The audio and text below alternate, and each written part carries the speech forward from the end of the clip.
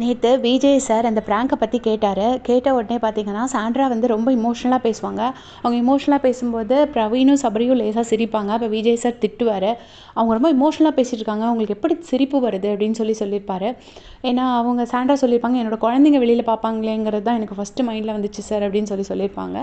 அதுக்கு அடுத்து பார்த்தீங்கன்னா, இவங்க 2 பேரும் பேசுவாங்க. யாருன்னா, கானா வினோத் பேசுவாரு. கானா வினோத் உண்மையிலே அந்த பிராங்க் ஃபைட்னால உண்மையிலே வருத்தப்பட்டது அப்படி யாருன்னு பார்த்தீங்கன்னா, சாண்ட்ரா அண்ட் கானா வினோத் தான். ஏன்னா சாண்ட்ராக்காவது அட்லீஸ்ட் அவங்க ஹஸ்பண்ட் அதுக்காக வருத்தப்படுறாங்க.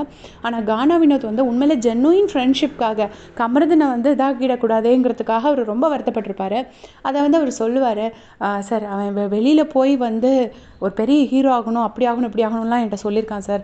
அதுக்காக தானே வந்திருக்கா, ஒரு 3 மாதம் அவனை அடக்கிட்டு உட்கார முடியாதா அப்படின்னு எனக்கு ரொம்ப கோவம் வந்துச்சு சார், ரொம்ப வருத்தம் வந்துச்சு அப்படின்னு சொல்லியிருப்பாரு. பார்த்தீங்கன்னா ஆடியன்ஸ் செம்ம கிளாப்ஸு. ஏன்னா அது வந்து ஒரு ஜென்யூனாக இருந்துச்சு அவர் சொன்னது. அந்த கோவத்தினால தான் அவர் சொல்லியிருப்பாரு, ஸ்டோர் ரூம்லேயே ஒரு கட்டை அனுப்புங்க, நான் கட்டை எடுத்து அடிச்சிடுறேன் அப்படின்னு சொல்லியிருப்பாரு. அதுக்கப்புறமும் பார்த்தீங்கன்னா, ப்ராங்க்குன்னு இவங்க 3 பேரும் வந்து விஜய் சார் போனதுக்கப்புறம் இவங்க எல்லாருக்கிட்டையும் ரிவீல் பண்ணுவார் இல்லையா, அப்போ ரிவீல் பண்ணும்போது கூட வந்துட்டு நேராக வந்து கமருதனை போய் அடிப்பார். ஸோ அந்த அடி வந்து என்னென்னா அதோட அந்த ஜென்யூன் ரிலேஷன்ஷிப்பை தான் காட்டுது.